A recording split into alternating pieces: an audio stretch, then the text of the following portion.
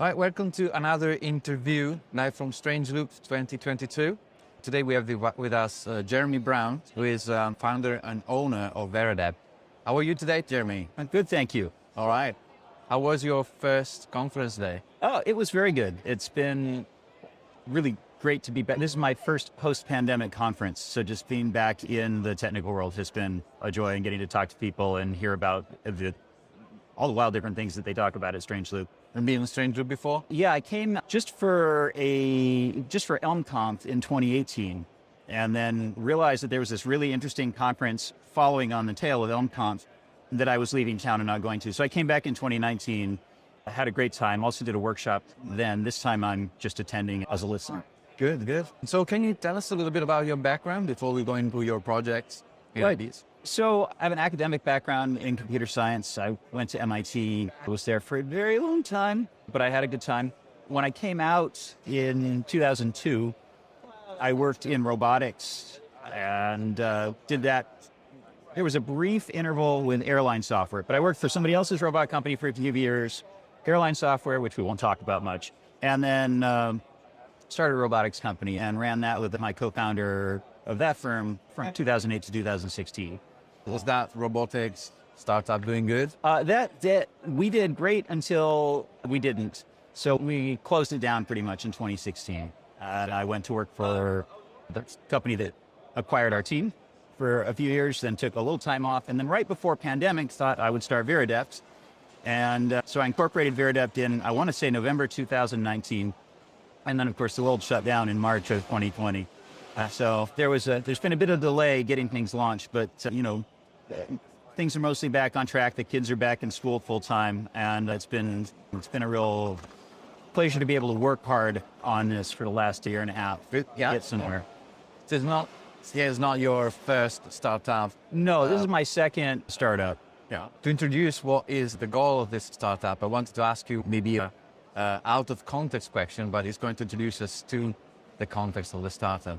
What is the problem with estimates? Estimating projects, estimating your task activities, what can go wrong? Well, there's a lot of things that can go wrong. And I think one of them is that often as as developers or as frontline technical managers, you can be asked to work on a project, to complete a project with a set of goals based on estimates that were done by other people, right? You may not have been at the table at all during the estimation process. Right. And so that's obviously a major problem, because often the people doing the estimate don't really appreciate the scale of the work or the details of the work that make the scale what it is.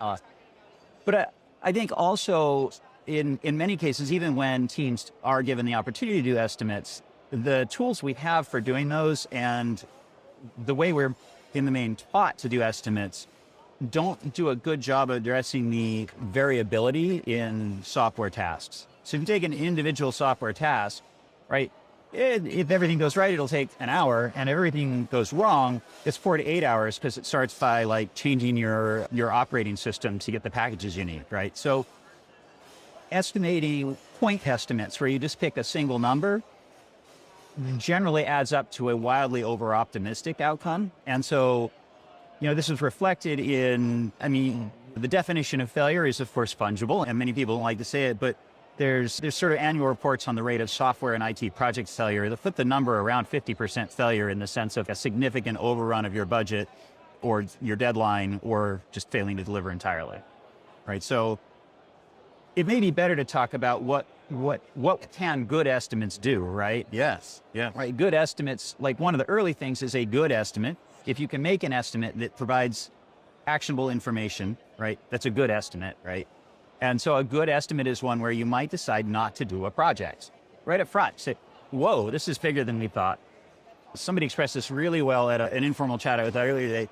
It can be the basis of a conversation between the team that's going to do the work and the client, whether that's an internal manager client or an external client, to say, here's our initial estimate based on what we understand you're asking for. Here's the high-level work plan.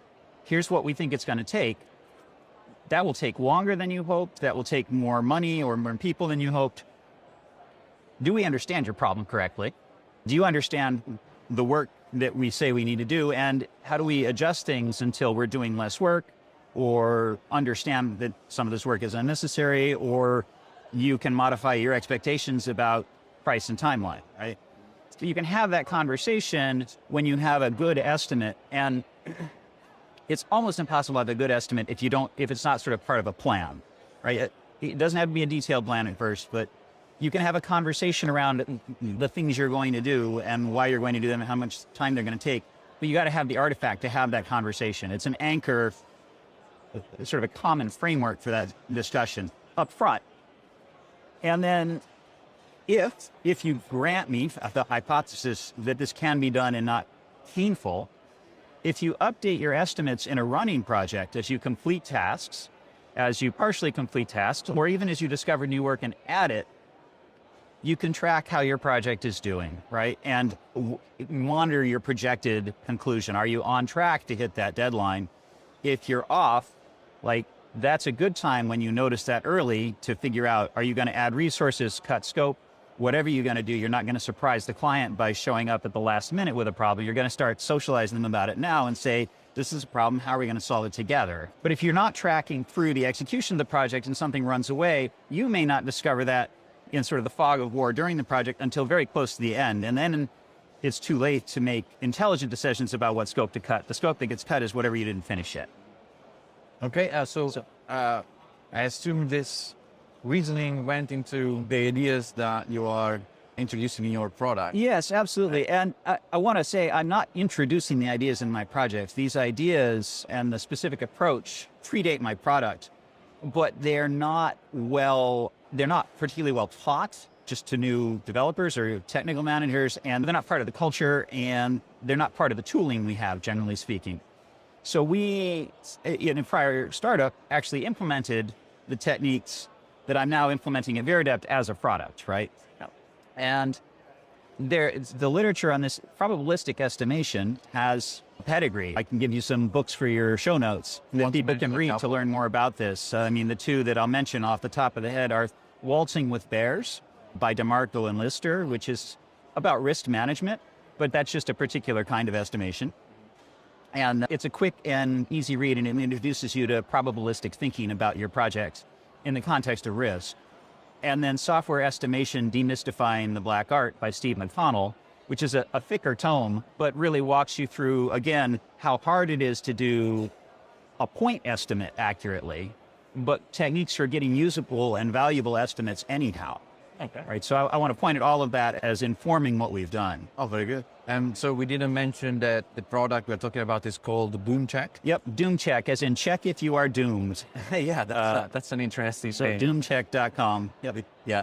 So I've been looking at the tool for a little bit to understand what it Fantastic. does. I've seen that you mentioned that it simulates thousands of scenarios, if I understand correctly. Right. Just wanted to understand a little bit of the mechanism. Sure. Happening. So when you write a plan in DoomCheck, so one of the ways I try to make this attractive to developers is to have it look, your plan is one document. It is a text document. It happens to be marked up in Markdown.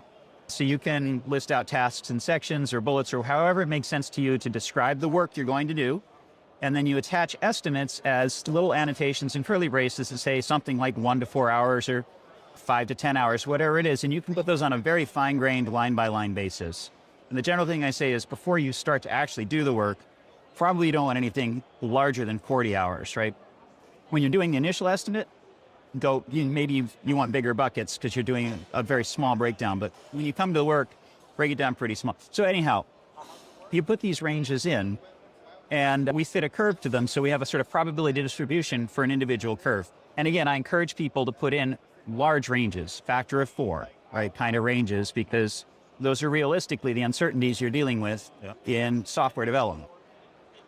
So then we simulate lots of different outcomes for every single range and roll those numbers up. So if you imagine, look, if I have one coin and I flip it, say one side is 0, the other side is 1, I'm going to get a 0 or a 1. It's a very big distribution.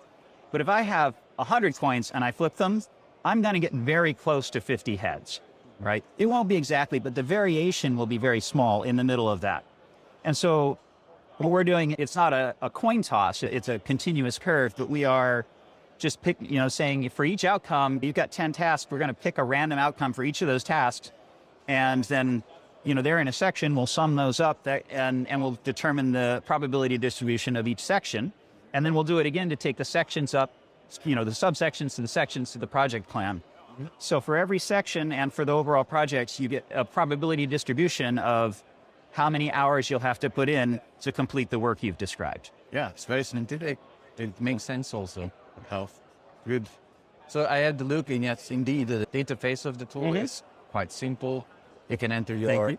Yeah, no, that's good to know. That is markdown, so no vendor lock-in, so to speak, when you create your estimates. Well, certainly there's no vendor lock-in on the content. And a particular thing is, unlike, say, Jira, you do not have to go through a series of clicking to create a new task to attach information to. You just add a line to your markdown file as you go. And I have users who literally will start a sprint by opening the buffer on a screen with the team in the room, and they'll just talk and add estimates, and they'll hit preview every once in a while until they've got about enough work to fill the sprint. Is there any plan to, I'm not sure if it works already on mobile, but I was curious because it looks like something that you might want on your phone for like regular updates. Right, so there's no mobile app. I would love to do one at some point, but the team is small at the moment. But the website should work pretty well on a mobile device. If anybody has trouble with any mobile, they can contact me and I'll try and make it right. But it should work fine as a website on a mobile device. Speaking of the startup life, so you're a single developer at the moment? I am a solo at the moment, yep. And what brought you from robotics into this other area? You didn't want to do robotics again? Well, I mean, I'd done robotics for quite a while, but I'd grown to feel more and more. So at multiple stages in my career, I'd felt burned by either bad plan or no plan, or even malicious plans where management deliberately underestimated the work to get a bid, but then turned around and said, well, we underestimated it, but you all have to do it anyhow, and that means evenings, that means weekends.